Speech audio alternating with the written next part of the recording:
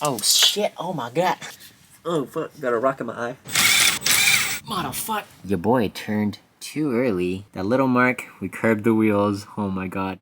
What is going on, my Moddists, and welcome back to another video. If this is your first time on the channel and you don't know what Moddism is the religion of modding vehicles, but more on that later. I recently just came back from a trip to Minnesota, so I have to take care of some things that I put off. And I mean really put off. By the way, here's a little sneak peek at our next release. These hoodies right here are going to be releasing on February 12th, 12 a.m. California time. Super hyped for that. Let me show you the back real quick. So like I was showing you guys earlier, we got the front right here with the R32 and this really cool Moddism font. And on the back, we have this Millennium Jade R32 with a nice Japanese temple behind it in front of the moon. But the coolest part besides the GTR, in mods we trust. How sick is that? Here's a cool little fact. It's not just me and my family that drives a Honda. We got a CR-V, we got an Accord right there, and of course the SI. I'm sure you're able to guess what we'll be doing today since the car is on ramps. We're actually going to be knocking out 2 oil changes today, one for the CR-V and the other for the Civic. So yeah, let's get started. First thing we're going to do is pop the hood. Goddamn, this shit kind of heavy. Dang, this is actually my first time popping the hood on the CR-V. But as you can see by the orange wires, this is the hybrid. And, oh, I guess my dad leaves a funnel in there. Perfect. Look at that intake hole. So tiny. Anyway, first thing we're going to do is check the dipstick. I don't want to ruin this nice new hoodie, so I'm going to take it off. Now we are back in business, dressed as Grandpa Rick, as you can see. First step to doing an oil change. And you want to check your dipstick? Make sure you wipe everything clean off, otherwise you're not going to get a clean reading. So, after you wipe it off, reinsert it back, all the way down, pull it back out. Let's see.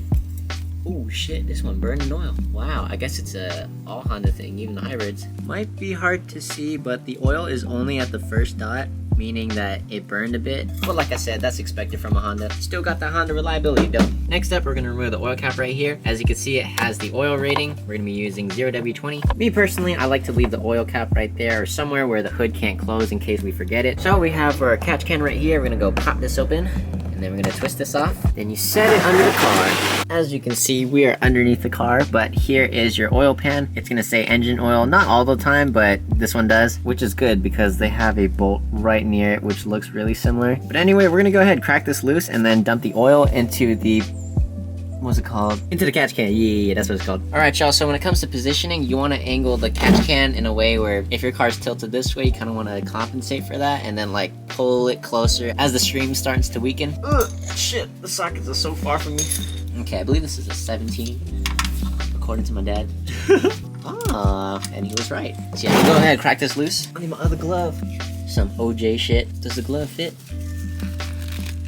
Oh my god, he killed her. I just came from the gym too. There is it. Oh, now that it's cracked loose, I'm gonna do a little finger magic, as you can see. Twist, twist, twist, twist, twist. Here we go, it's about to come out. Yeah, this is a long ass bolt. Oh man! Hey, perfect, not a spill. We're gonna go ahead and let this drain out. In the meantime, I'm gonna chill under here. I'm gonna inspect the gasket real quick. It's a little crush washer. So this is what we're working with. I don't see any ridges or any markings on here. It looks like it's still good. Gonna reinsert it, clean it up a little bit, and then once that's done draining, we're gonna go ahead and install it. It's been like 5 minutes and it's still dripping oil. But once it's about like this, if you don't wanna wait, you could literally just plug it back up. Oh my god, it's like the Chinese water torture. Anyways, I'm getting impatient, so I'm gonna go ahead and screw back the drain plug in. And then after you screw it in, you can go ahead and wipe off the excess. Dang, you see that? You see that? What do fingers do? Yeah, we got a napkin right here. No drip on the tips, man. Nice. Now with our socket, we're gonna go ahead and slightly tighten it. Make sure you don't over tighten it. Whoop, that's good with me. Actually, yeah, it's good with me. Unfortunately, the oil filter is in a really weird location, so we're gonna have to remove the skid plate right now. For this specific Honda skid plate, we got a flathead and then we got a Phillips, but we're gonna be using some Hitler-sized micro penis screwdrivers to do so. Ain't much to it. Oh shit, oh my god. My stomach's showing. Okay, I think that's all the flatheads. And then Phillips time. Oh my god, who torqued this one down? How much thread is left? God damn. Feels like I'm spinning forever. Here we go. Oh shit. Damn, whoever installed the skid plate torqued the shit out of it. Same thing with Jello's car, man. What is it with brand new cars? Luckily, it is enough room for me to pull down this skid plate. And so, we can go ahead and rotate this out the way, potentially. Oh, actually, that's pretty smart. Hey! The design is very human. Wow, we just twisted the skid plate all the way. I'm gonna go ahead and tuck it under the plastic covers just so that it can support the weight and it's not just like bending that shit, you know what I'm saying? But yeah, now I have access to the oil filter. It's gonna be the same process as the drain plug. You just unscrew it with the catch can underneath. Yeah, that's basically it. Here we have a oil filter wrench. Oh fuck, got a rock in my eye. Yeah, you guys should be wearing glasses, but don't do what I did. I just got my safety Asian squints on. There we go. So I just moved it a little bit. Now I should be able to take it off by hand. Okay, it's gonna start dripping. Ooh, nice. Not bad, not bad, not too bad. Wow, these are some really long threads. I've been twisting for a while. Come on, man, there we go. Hey, there's the remnants. Oh, my shoulder's tired. I'm gonna take a nap. We got the new filter right here. We're gonna be using the Fram filter. I know a lot of people don't have good things to say about it, but I haven't had any bad experiences yet. So it is the same size as the one we just took off, which is good because if you put the wrong one on, you basically wasted it. So first thing you do, grab some old oil. We're gonna lube the O-ring. That way we're able to twist it on nicely. So I'm gonna use my dry hand because my shit's clean. Where'd hold that? Alright, I'm gonna go ahead and spin this on. It is starting to touch now. And my rule of thumb is I just hand tighten it. I don't do anything crazy. Best way to think about it is how much effort do you want to put in the next oil change. This is hand tightened pretty well, but not too tight, not too loose. You know what I'm saying? That's all there is to it. And of course, we're gonna wipe off the excess right here, just so we get a clean look. I'm gonna go ahead, button up the skid plate, and then the bottom end is completely done. As for the old filter, I just stick it in the box of the new one, and then I bring it to O'Reilly's. Now we're at my favorite part of the oil change, pouring in new oil. This specific vehicle takes about 3.7 quarts, but as you guys saw earlier, it does burn oil. So instead, I'm gonna pour in the full 4 quarts. Oh man, that was hard to say. Quart number 1. Look at that golden honey, man. Delicious. Drink up, shoddy. And then if you really wanna get all the oil out, like if you really have time to do so, just put the cap on and then let it sit upside down for a couple minutes. That's gonna do its thing while we get the other bottles going in. Got quart number 2 right here. Got number 3 right here. As basic as oil changes are, I always find them super satisfying, especially after the first startup. Makes me feel like my car should be faster. Since we just poured the 3rd one in, I'm gonna go ahead and check the oil level before we do the last one. Okay, so I don't know if you guys can see, but the oil is at the first dot, which is good because that means we're 1 quart away from being at full capacity. So let's go dump in that last one. All this working on Honda is making me want to pick up another Honda, man. Still want to find an Integra GSR. Haven't really had any good luck with that. People are selling them for crazy amounts right now, and I can't justify it. Okay, so now the bottle's been sitting upside down for a couple minutes. This is how much you can actually get out of it. It's not going to be a crazy amount, but hey, that's not bad. Just like that, we finished this oil change. Here is the dipstick, and yes, I did wipe it off before doing a reading, but it is a little bit past the 2nd dot. Now that everything is done, we're gonna go ahead, close the hood. Woo! And then let's go start up the car, see if we can reset the maintenance light. Alright, how we doing? Maintenance past due, 830. Oh my god, did somebody die right there? Oh my god. Okay, well, hopefully they're alright, but while the fire truck is going on, I am still gonna go ahead and show you guys how to do this. But as you guys can see, maintenance was due 836 miles ago, but it's a Honda, like I said. Go to settings, vehicle, we're gonna go to maintenance info, sweet, oil and filter, reset. There we go, just like that, no more light. My bad, y'all, the firefighters actually stopped by my house because they thought we were the ones that called them in, but I live next to a senior home, which unfortunately, seniors are known for passing away randomly. It's possible that might be what's going on, but all I can do is pray for whoever it is. And this might be terrible timing, but I need to bring my car inside. Wait, before we get into that, I wouldn't be doing my job if I didn't spread the word of Moddism. As you guys heard earlier, Moddism is a religion of modding vehicles. Aside from modifying vehicles, we are all about safety, open-mindedness, and respect. Because we believe that is what all great communities are built upon. I don't mean to toot my own horn, but we are actually the world's largest vehicular religion. The reason why? Because we're also the chillest. Our only requirements are that you prioritize safety and that you're a respectful individual. Doesn't sound hard, right? If you want want to learn more about Moddism, be sure to check out the link in the description. You will also find access to our entire store. This hoodie's not out yet, but it will be soon. But for the time being, we do have the OG Moddism hoodie, as well as embroidered crew necks available in 5 different colors. Hot weather's coming around, we also got t-shirts. Of course, if we're going to provide drip for the driver, we also got to provide drip for the whip. We're currently all sold out of white banners, but that's okay, because we still have oil slick. If rocking a banner isn't your thing, we also have 7-inch versions of that banner, as well as logo decals, which look super sick. And if you're not into clothing or banners or decals, we also offer flight tags. Not only do they say Moddism, on the back it says "In Mods We Trust." How sick is that? And if you're paying attention, "In Mods We Trust" is also on the GTR hoodie coming soon. Products on our website are currently selling out, but don't worry, I will try to restock everything soon. But if you want to snag something before they sell out, be sure to go to the link in the description. That concludes today's Word of Moddism. Back to the video. I always somehow have good but bad luck. Let me explain. When the fire truck was there, I only had limited space to move out, and your boy turned too early. That little mark, we curbed the wheels. Oh my god. I say I have good luck because if you guys notice, this is what the wheel is supposed to look like anyway. All this matte finish is where the previous owner grinded them down because the owner before him curbed the fuck out of them. So I planned on getting these wheels refinished anyway, so luckily I got it fucked up right over the spot where I was gonna repair it anyway. So, good but bad luck. Another challenge I'm currently having at the moment is I don't exactly know how to jack up my car because we have these Type R side skirts, and if you see, they're super freaking low to the ground. So even my low profile jack doesn't clear the side skirt. I'm gonna try to roll up on wood blocks first, see if that works, but if not, then I don't know how we're gonna do this. So we got a little test going on right here. I only got one side on wood blocks because I figured might as well just try it on one side, but yeah, the jack is actually able to lift.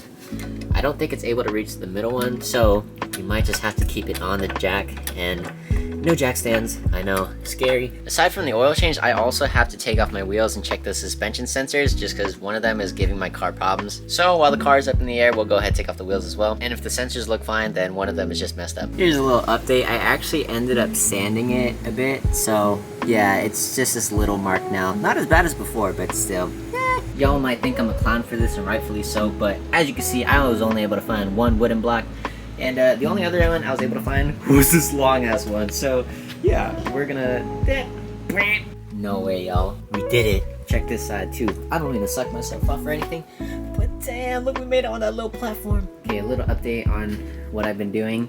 As you can see, we have this 2-jack system, so on the wood blocks, we have to jack it up with this one, and once there's enough clearance, we're able to use this one, because this one is too weak. Time consuming, but it does work, and I cracked the lug nuts loose, so once the car is up in the air, we'll take off the wheels and do an oil change. Last video ended up cutting sections in the side skirt, as you can see. Now we can access the pinch weld, but like I said, this jack is too big, but we are still able to use it. Nice! Hell yeah. So here's our 2-jack system. So we started off in the front, raised it up until that one was able to fit under, and now we just jack it up like normal. I'm curious though, how do Type R owners do this? Do they do it the same way, or you guys use race ramps? I don't know, but luckily you guys had those holes cut out in the side skirt from the factory, so that's pretty cool. Coming down. Yes, finally, now we can start. Of course, first things first, we're gonna get the oil change started, and once the oil is draining, then we'll swap out, not swap out, but pop off the wheels and check out the sensor. My guess is I burned a lot of oil because I be driving this thing like a car, and I'm fine. Do the wipes. I wonder why this one is orange and the CRV one was just metal. Those metal ones are a little hard to read. Let's place our bets. My guess is it's gonna be a little bit below the first dot. Oh, and I was wrong. It is a little bit above it actually, but yeah, we're burning some oil, not too much, which is great. So I'm under the car right now, and I'm looking at the front lip to see how bad my scrapes are. And honestly, it's not bad. Feels pretty smooth, it's just all cosmetic, but yeah, nice. Alright y'all, it's gonna be the same procedure as last time. Yeah, you know what I'm saying, nothing too crazy. Whoop. Yeah, that's what I'm talking about. Okay, I don't have gloves on this time, but hopefully I don't get fucked. I'm a G, I'm a G, I'm a G, I'm a G, I'm a G, I'm a G, I'm a G, I'm a G, I'm a G, I'm a G. Ah, I'm a G. Black liquid, I'm gonna touch it. Whoop.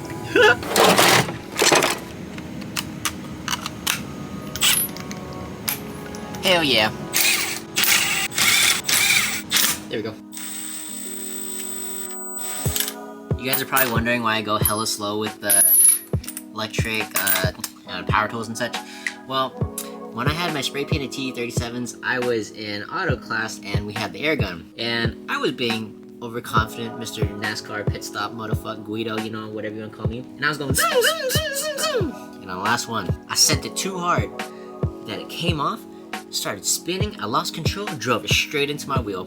What an idiot, I know. Motherfucker.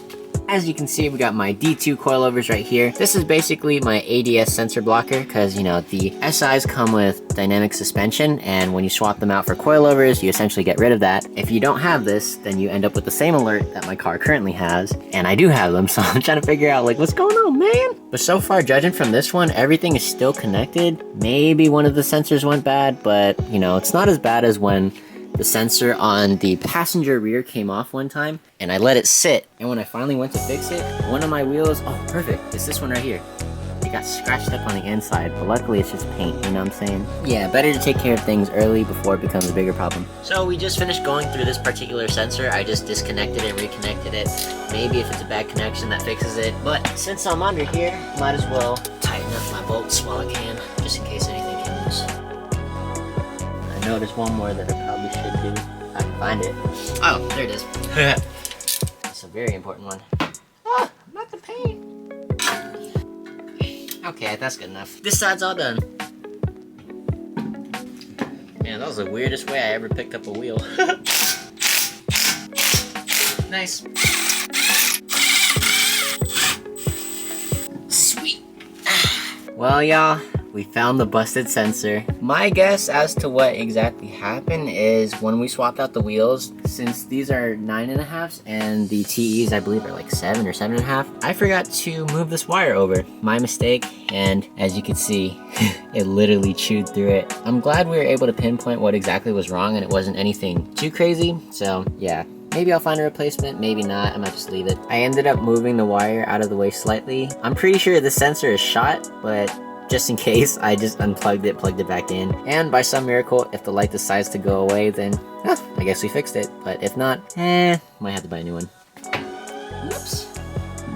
Thank God I'm working on my own car and not someone else's, because I do a lot of things that would probably get me fired from a shop. I did take auto classes at Skyline. Funny story with that. The reason why I even bothered taking auto classes at Skyline is because my previous employer, back when I was working at a dealership, told me that I could get into the shop if I finished a class. Yeah, I ended up quitting that job, but I still took the class anyway just so I could learn.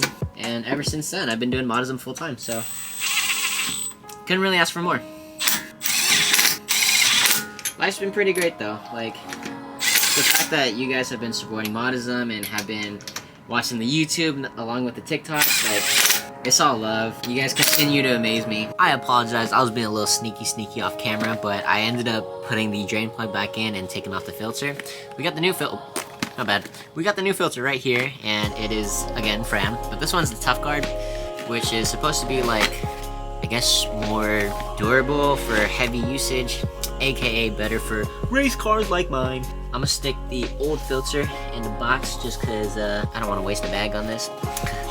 You guys play Call of Duty where you got the oil can suppressor? Just like that, folks, everything on the bottom end has been taken care of, tightened, and yeah, no leaks, we good. Time to fill her up. We got some Mobile 1 motherfucker 5W30 triple action formula. Damn, this oil getting auto action. So clear. Ooh, nice. Okay, going in with number 2. I always like trying to overfill it, but just hitting the edge. One of these days, I'm gonna spill it because my dumb ass. Number 3.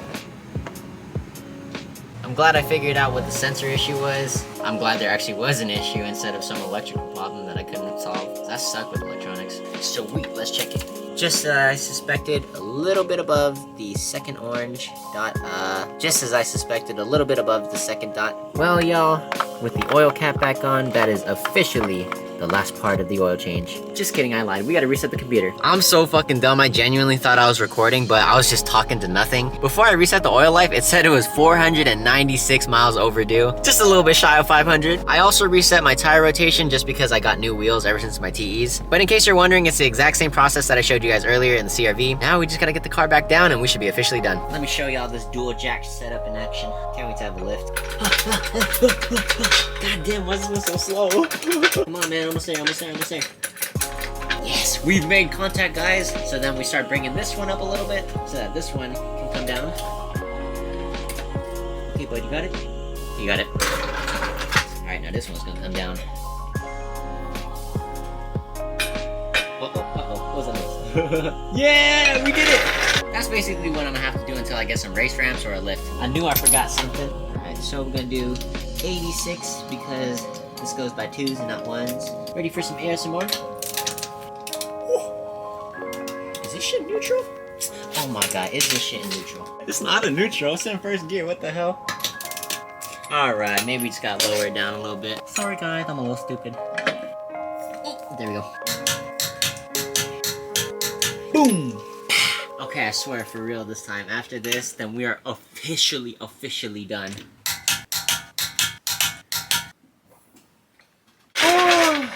Finally got that fresh oil change, checked out the sensors, finally figured out it was that one, in fact, that is broken. Can't forget the fresh curb rash, but, you know, I sanded it down a little bit. It's not too bad now, but...